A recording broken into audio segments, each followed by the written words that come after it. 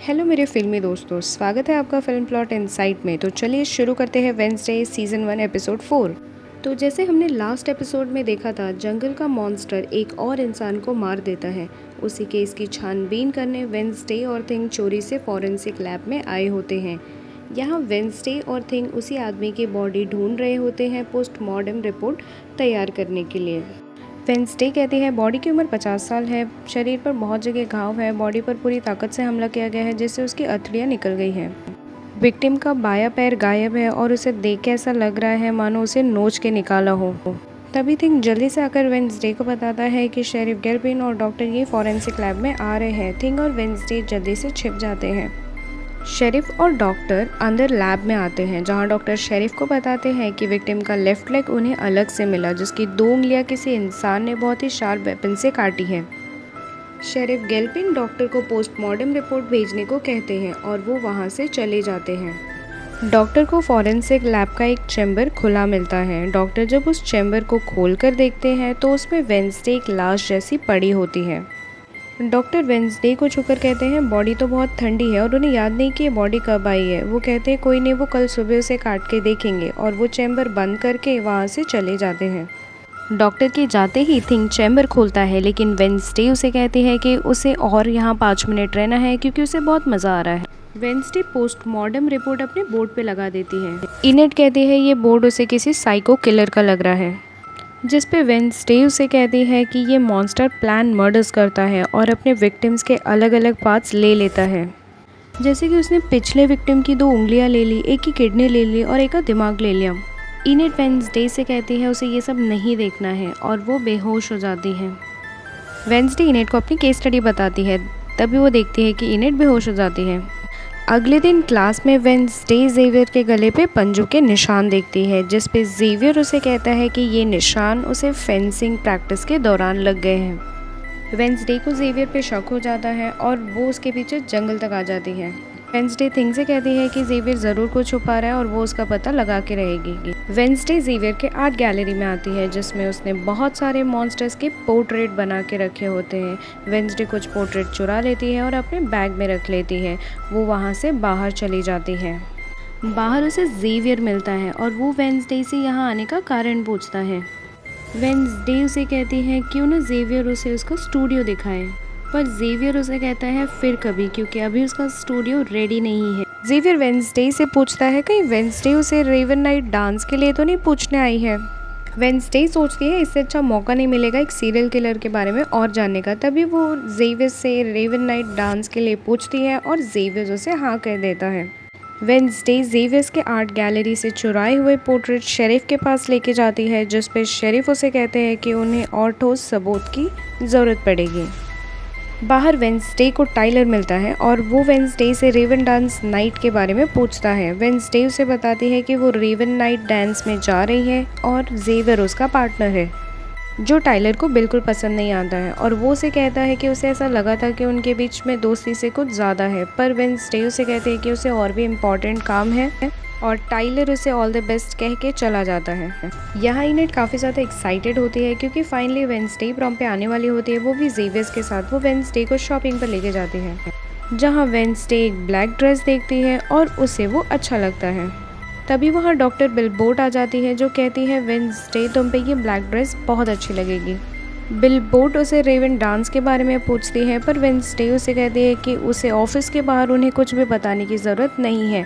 Billboard कहती है वो अगले सेशन में इसी के बारे में बात करेंगे। यहाँ कॉफ़ी शॉप में इनेट को एक नॉर्मल लड़का प्रॉम के लिए पूछता है ताकि इनेट एजेक को और वो अपनी एक्स को जला सके। इनेट मान जाती है। सीन यहाँ से कट हो जाता है और वेंसडे से शुरू होता है, जो यूजीन के बी हाउस में अपना रिसर्च बोर्ड लगा देती है।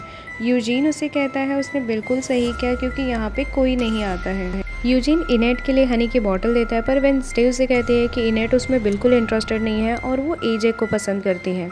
तभी यूजीन की नज़र एक पोर्ट्रेट पे जाती है और वो कहता है कि उसे पता है कि ये कहाँ है। वेंसडे और यूजीन उस गुफ़ा के पास पहुंच जाते हैं। फिर दोनों गुफ़ा के अंदर जाते हैं जहां उन्हें बहुत सारी हड्डियां मिलती हैं और एक जंजीर भी मिलती है। वेंसडे को उस मॉन्स्टर का टूटा हुआ नाखून मिलता है जिसका डीएनए मैच करवाने के लिए वो फिर से जेवियर के स्टूडियो जाती है और वहाँ पे उसे एक कपड़ा मिलता है जिस पे जेवियर का खून लगा होता है। तभी वहाँ जेवियर आ जाता है। वेंसडे उसे कहती है कि उसे ऐसा लगता है कि जेवियर ही मॉन्स्टर है। जेवियर उसे कहता है ये गलत है, वो मॉन्स्टर नहीं है। ये मॉन्स्टर की पोर्ट्रेट उसने इसीलिए बनाई है क्योंकि ये उनके सपने में आते हैं और ये पंजे भी उसने पोर्ट्रेट से ही मारे हैं।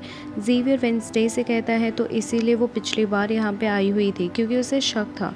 जेवियर प्रॉम के लिए उसे ना कह देता है। वेंसडे मॉन्स्टर के टूटे हुए नाखून और खून के सैंपल को ले जाकर शेरिफ को दे देती है और उन्हें कहती है कि वो इसका डीएनए टेस्ट करवाए। सीन यहाँ से कट हो जाता है और हम देखते हैं कि थिंग एक इनविटेशन टाइप कर रहा होता है और वो इनविटेशन ले जाकर टाइलर को दे देता है।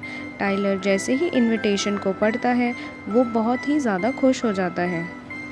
सीन रेवन प्रॉम नाइट से शुरू होता है जहां मिस थॉर्नहिल सबका वेलकम करती हैं और उन्हें रेवन डांस को एंजॉय करने के लिए कहते हैं। प्रिंसिपल वीन्स मिस थॉर्नहिल को कहते हैं कि वो सब पे नज़र रखे ताकि कोई यहाँ पे गड़बड़ी ना कर। अगले सीन में हम देखते हैं कि वेंसडे यूजीन के साथ फिर से उसी गुफा में जाने वाली होती है। तभी टाइलर आ जाता है और वो उसे कहता है कि उसे बहुत अच्छा लगा कि वेंसडे ने उसे प्रॉम पे बुलाया है। वेंसडे समझ जाती है ये सब थिंग ने किया है और वो दरवाज़ा बंद कर देती है। वेंसडे अपने कपड़े लेने जाती है तभी थिंग उससे कहता है कि वो उसके लाए हुए कपड़े पहने। वेंसडे उससे पूछती है कि इतने पैसे उसके पास कहाँ से आए। तब वो समझ जाती है कि हाथ की सफाई से। यहाँ यूजीन वेंसडे से कहता है क्या वो उसके साथ गुफा में नहीं आ रही है।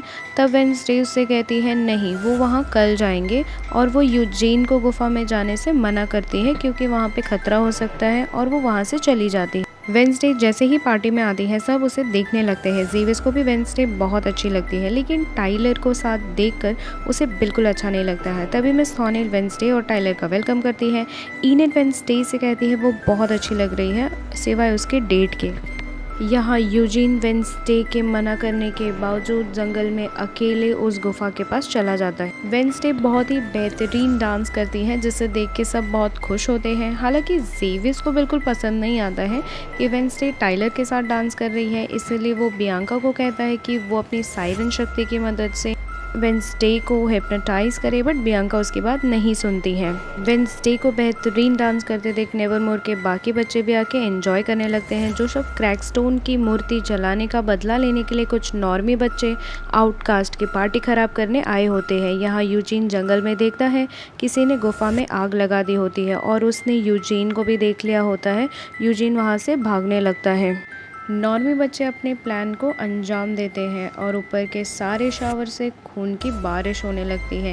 वेंसडे को खून की बूंदें देख के बहुत खुशी मिलती है लेकिन बाकी के बच्चों को कुछ समझ में नहीं आता ये क्या हो रहा है और वो यहाँ वहाँ भागने लगते हैं। वेंसडे जैसे ही खून टेस्ट करती है उसे पता चलता है कि ये किसी जानवर का खून नहीं है बल्कि रेड पेंट है और वो बहुत ही नाखुश हो जाती है। सब यहाँ वहाँ भाग रहे होते हैं कि तभी वेंसडे की साइकिक शक्तियाँ जागृत हो जाती हैं और वो देखती है कि यूजीन की जान खतरे में है। वो मिस थॉर्नहिल को कहती है कि यूजीन की जान खतरे में है और वो वहाँ से भाग जाती है। इनेट नॉर्मी बच्चों से कहती है कि उसे लगा कि नॉर्मी बच्चे आउटकास्ट बच्चों को पसंद करते हैं लेकिन नॉर्मी बच्चे उसका मजाक उड़ाते हैं। तभी वहाँ पे एजैक आ जाता है और एजैक के आने से वो बच्चे भाग जाते हैं वहाँ से। इनेट एजैक से पूछती है कि वो उस दिन डेट पे क्यों नहीं आया था।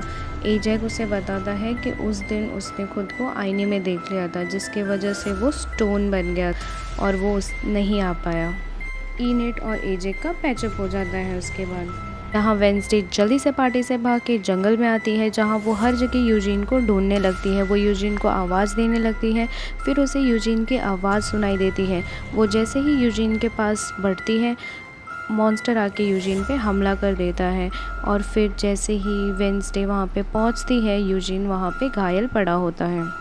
मिस थॉर्नहिल भी वेंसडे के पीछे जंगल में आ जाती है और वो वेंसडे से पूछती है क्या यूजीन ज़िंदा है और वेंसडे उन्हें बहुत ही ज़्यादा गुस्से से देखती है। आगे यूजीन के साथ क्या हुआ ये जानने के लिए आप बने रहिए हमारे चैनल पर। फिर मिलेंगे एक नए एपिसोड के साथ, तब तक के लिए धन्यवाद।